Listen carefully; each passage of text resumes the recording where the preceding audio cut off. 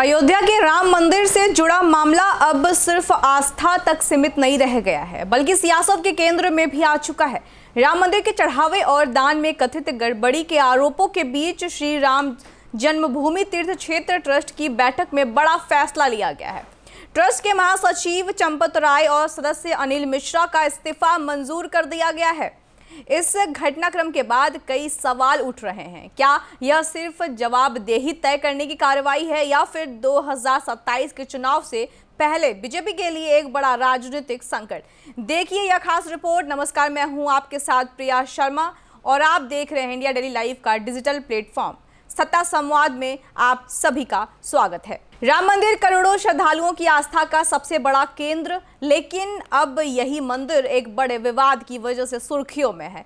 चढ़ावे और दान में कथित अनियमितताओं के आरोपों के बीच श्री राम जन्मभूमि तीर्थ क्षेत्र ट्रस्ट की बैठक में अहम फैसला लिया गया है। बैठक में महासचिव चंपत राय और ट्रस्ट सदस्य अनिल मिश्रा का इस्तीफा स्वीकार कर लिया गया। इस फैसले के बाद पूरे घटनाक्रम पर देश भर की निगाहें टिक गई हैं।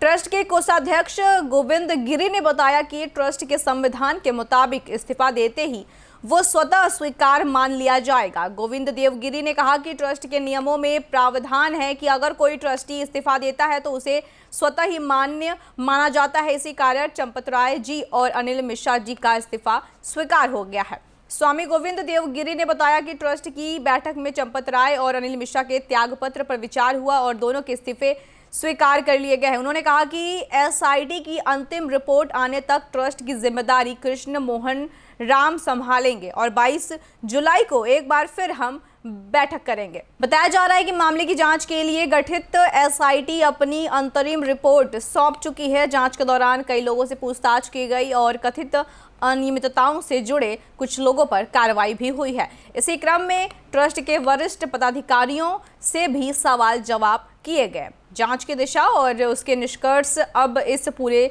मामले का सबसे अहम पहलू बन गए हैं। राम मंदिर सिर्फ एक धार्मिक स्थल नहीं बल्कि भारतीय राजनीति का भी एक बड़ा प्रतीक रहा है। वर्षों तक चले आंदोलन के बाद मंदिर निर्माण हुआ और बीजेपी ने इसे अपनी वैचारिक प्रतिबद्धता की सबसे बड़ी उपलब्धियों में शामिल किया है। ऐसे में मंदिर से जुड़े किसी भी विवाद का असर केवल प्रशासनिक नहीं बल्कि राजनीतिक भी माना जा रहा है। विपक्ष ने इस मुद्दे को हाथों हाथ लिया है। समाजवादी पार्टी और कांग्रेस लगातार सरकार और ट्रस्ट की कार्यप्रणाली पर सवाल उठा रहे हैं। विपक्ष का आरोप है कि श्रद्धालुओं की आस्था से जुड़े मामले में पूरी पारदर्शिता होनी चाहिए और दोषियों के खिलाफ सख्त कार्रवाई की जानी चाहिए। वहीं बीजेपी का कहना है कि जांच निष्पक्ष तरीके से हो रही है और जो भी दोषी होगा उसके खिलाफ कानून के मुताबिक कार्रवाई होगी। राजनीतिक विश्लेषकों का मानना है कि यह मामला आने वाले विधानसभा चुनाव में भी चर्चा का विषय बन सकता है। विपक्ष इसे सरकार की जवाबदेही से जोड़कर जनता के बीच ले जाने की कोशिश करेगा, जबकि बीजेपी इस बात पर जोर देगी कि जांच एजेंसियां अपना काम स्वतंत्र रूप से कर रही हैं और किसी भी तरह की गड़बड़ी को बर्दाश्त नहीं किया जाएगा। फिलहाल ट्रस्ट में हुए बदलाव, जारी जांच और बढ़ती राजनीतिक बयानबाजी के बीच एक बात साफ है कि इस मामले की हर अगली कड़ी पर देश की नज़र बनी रहेगी। सवाल सिर्फ जवाबदेही का नहीं बल्कि करोड़ों श्रद्धालुओं के विश्वास और सार्वजनिक संस्थाओं में पारदर्शिता का भी है।